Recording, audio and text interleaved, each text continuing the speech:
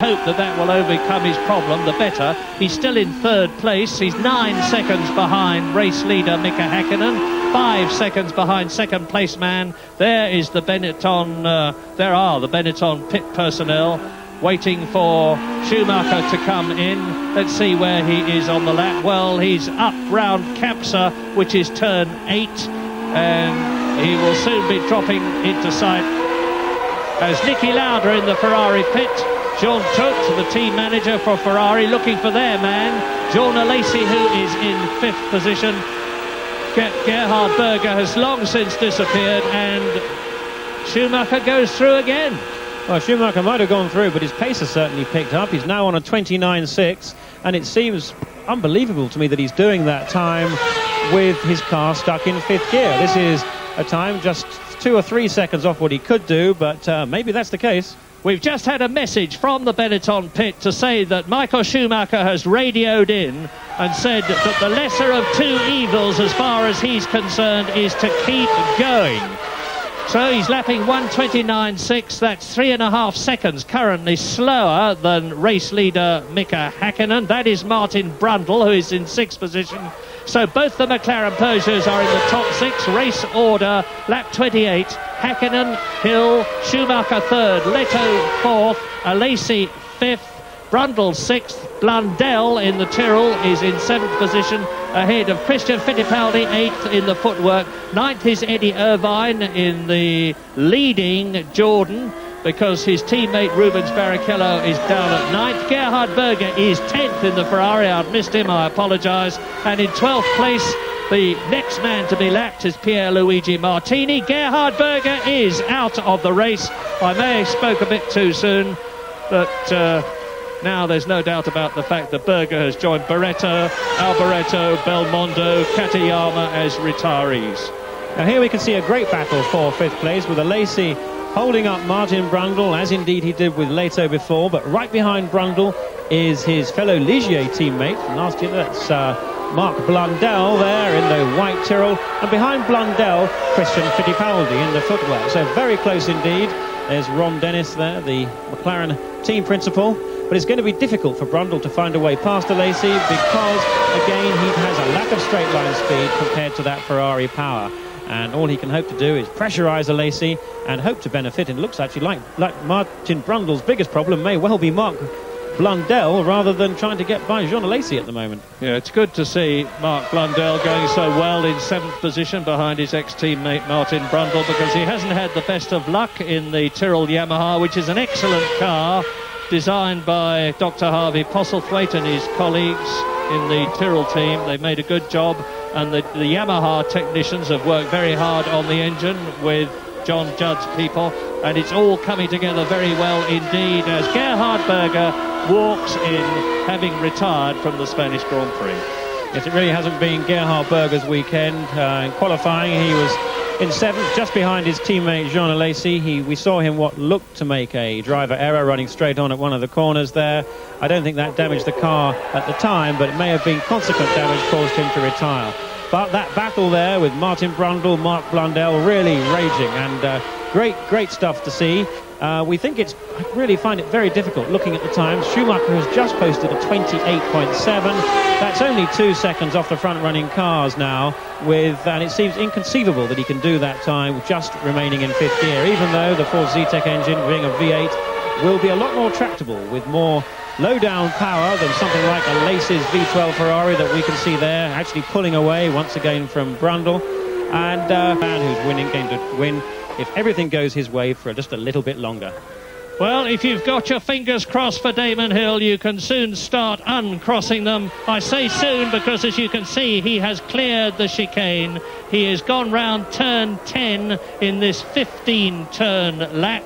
He's dropping down now to turn 11, that 3rd gear 60 mile an hour left-hander. Now he's climbing towards the long looping turn 13, the Banque de Sabadell, up into 4th gear. Then the 130 mile an hour blind right-hander. This is it. He is now dropping down the final descent to the final corner of the Spanish Grand Prix, which Damon Hill wins. And There is a surge of excitement and joy in the grandstand around me because it is full of Renault supporters. They're all wearing yellow caps. And Renault have now won a race, and they must have been wondering when they were going to do so, because the Ford engine has won all the races this year, as Michael Schumacher finishes in second place. Indeed, the last race to be won by a Renault engine was the Italian Grand Prix, which was the 13th race of 1993. So it's a very, very welcome sight for all sorts of people. For people in Britain to have seen Damon Hill win, for people in Britain who have seen Williams win, and let me humbly and with humility say that I'm sure everybody in Brazil will be delighted to see Williams winning again, because it was their man Ayrton Senna that we all remember with such affection and high regard, that the Brazilians were hoping to see take Williams back to the victory rostrum this year. Well, it was destined to be Damon Hill, and here is Mark Blundell finishing in third place for Tyrrell. His first 4 points finish, and out. He's seen his luck turn. Williams have seen their luck turn. Damon Hill has seen his. Frank Williams, there he is, has seen his team's luck turn. Well, the luck has turned the other way for the Benetton team, and that means to say that Michael Schumacher has not succeeded in equalling, let alone beating potentially at the next race in Canada, Nigel Mansell's winning run of 5 consecutive victories at the beginning of a season, which he did in 1992. And it's very bad luck for the McLaren team. You've heard from Jonathan what their problem is, and there's obviously going to be some stern talking between them and their engine suppliers, although equally one must not be dismissive about what Peugeot have achieved, because they've been in the race Formula One game for a very short period. And Damon Hill takes the Union Jack, and on his victorious way he goes. This reminds me of Alan Jones in France in, I think it was 1980, when he stopped and took the checkered flag at the Paul Ricard circuit, where he had delighted in winning the French Grand Prix. And Damon is delighting in doing the same thing here in Spain, waving the Union Jack. Yes, that's just the result Damon Hill needed. He obviously wanted it, but he also needed it, because this year hasn't gone his way for various reasons, and he's had the whole weight of the team, I'm sure not exerting his pressure in any great way, but nevertheless he's realistic enough to know it's there. He knows that he really needs to assume the role of the number one driver, and he's done it masterfully here today. So great performance from Hill, but also from the Williams team.